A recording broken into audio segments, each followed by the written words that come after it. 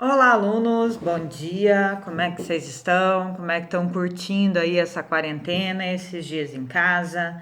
Então, hoje a prof vai mandar para vocês a primeira videoaula, né, para a gente ir se organizando. Vocês estão estudando em casa.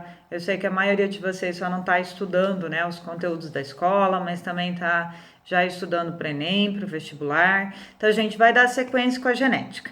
Bem, primeira coisa, a gente sabe que genética por videoaula a gente vai ter aí algumas dúvidas vão surgir, porque a maioria dos assuntos a gente discute normalmente resolvendo exercício, né? Então, eu tô mandando para vocês como é que eu posso dizer, daquele material grande que a gente tinha, né? Vai seguir para vocês agora o material só sobre sistema BO, só sobre essas primeiras aulinhas aí que a gente vai ter sobre essa parte introdutória, tá? E alguns exercícios nos slides, tá? Aí tem exercício resolvido no slide para vocês dar uma olhada, para vocês terem uma noção, e depois junto também vai seguir em anexo um material para vocês com exercício.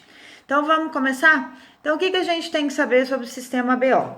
Dentro da genética, o sistema BO é a lei que rege os nossos tipos sanguíneos. Então, em relação ao nosso sangue, o que a gente precisa relembrar?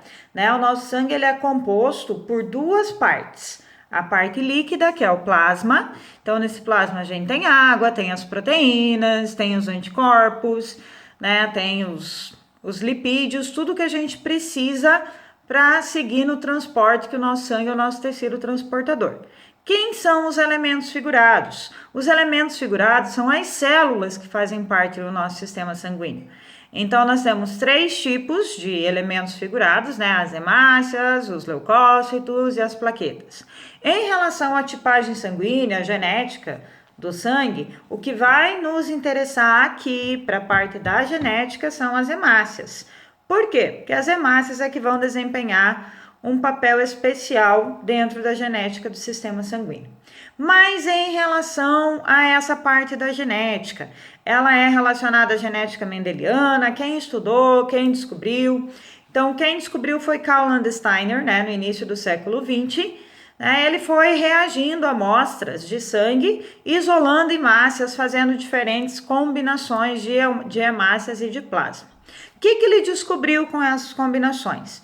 Né, ele descobriu que em algumas amostras ocorria aglutinação. Então, o que é a aglutinação? Uma reação onde esse sangue, né, aglutinava, se tornava pastoso, né, eu sempre brinco parecendo uma gelatina. Em alguns casos, essa aglutinação não acontecia.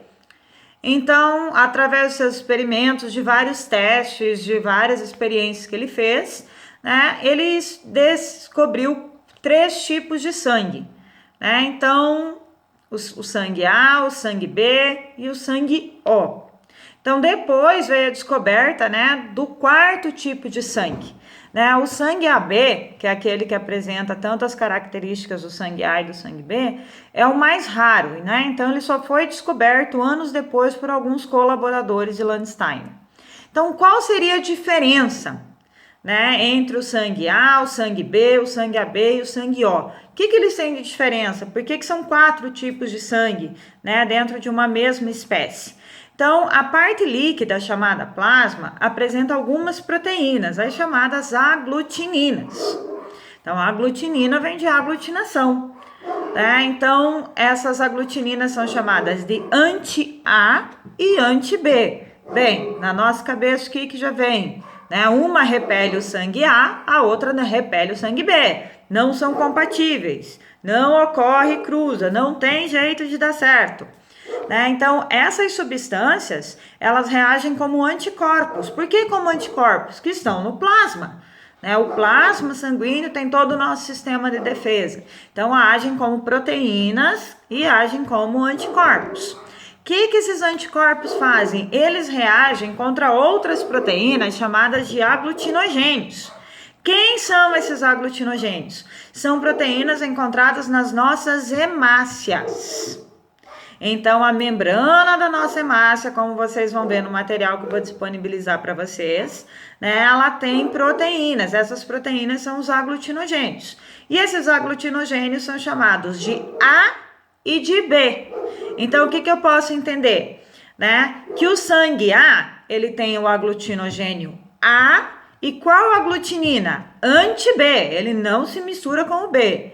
Já o sangue B tem o aglutinogênio B nas suas hemácias e lá no seu plasma está escrito, não aceito A. Então, no meu plasma eu teria o anti-A. Quem é o sangue AB? O sangue AB tem os dois. Então, os dois o quê? Tem as duas proteínas das hemácias, os dois aglutinogênios. Então, ele tem na hemácia, ele tem o aglutinogênio A e o aglutinogênio B. Bem, se ele tem as duas proteínas na hemácia, o que ele vai ter no plasma? Nada. Se ele tem as duas proteínas da hemácia, ele não pode repelir nem o A e nem o B. Então, o plasma dele não apresenta nenhuma aglutinina. E o sangue O? Quem seria o sangue O em todo esse processo, né, de tipagem sanguínea, de identificação, de sistema e tudo mais? O sangue O é aquele contrário do AB. Tá? Então, o sangue O, dentro do sistema da genética, a gente vai ver que ele é o recessivo. Então, ele não vai apresentar nenhum aglutinogênio. Então, a hemácia do sangue O não tem nenhuma proteína, porém, o plasma vai apresentar os dois anticorpos. Então, no sangue O, quem é portador do sangue O, no plasma ele vai ter anti-A e anti-B. Isso quer dizer o quê? Que uma pessoa do sangue O, ela não pode receber nem sangue A, nem sangue B. Sobre transfusão, sobre quem recebe, quem doa, a gente vai trabalhar isso numa próxima aula. Tá? Então, uma pessoa que apresenta sangue B tem na hemácia o aglutinogênio B e a aglutinina anti-A. Então, quer dizer o quê? Que se essa pessoa receber sangue A, o que vai acontecer com ela?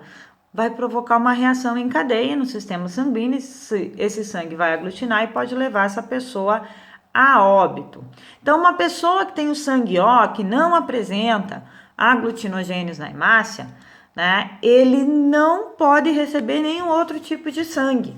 Porém, né, como a gente vai estudar nas aulas mais à frente, esse sangue O ele vai ser chamado de doador universal. Mas antes disso, a gente vai para a segunda, para a terceira aula, falar um pouquinho, né, sobre a parte de doação, de quem recebe, sistema RH e tudo mais. Então, eu gostaria que vocês dessem uma olhadinha, né, no material que eu mandei agora para vocês, tá? Olhassem as tabelas, tá? E agora a gente vai falar um pouquinho da genética, né? Agora que a gente entendeu um pouquinho o que é aglutinina, o que é aglutinogênio, a gente vai partir para a parte da genética do sistema ABO.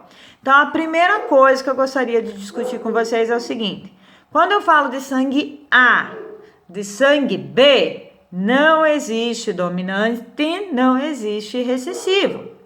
Então, eles são como se fossem codominantes. O sangue AB, ele entra naquela questão lá dos casos especiais do monohibridismo. Ele seria um terceiro fenótipo, né, misturando os dois genótipos, o sangue A e o sangue B. Já o sangue O, aí a gente volta a falar de recessividade. Então, em relação aos tipos sanguíneos, né, o A, o B e o AB, eles são codominantes. E os três são dominantes em relação ao O. Então, na genética, como vocês vão ver numa tabelinha, tá, que vocês têm no material de vocês, que eu mandei para vocês, vocês vão ver que o genótipo dele é um genótipo recessivo. Em relação à determinação do tipo sanguíneo, tá, ela só pode ser realizada em laboratório a partir de 2 ou 3 gotas de sangue, e nessa amostra vai ser adicionado o quê? Um reagente. E esse reagente nada mais é do que o anticorpo, aquele que vai provocar ou não vai provocar aglutinação. Então, digamos assim, se o sangue não aglutinou, né, é porque ele apresenta aquele aglutinogênio.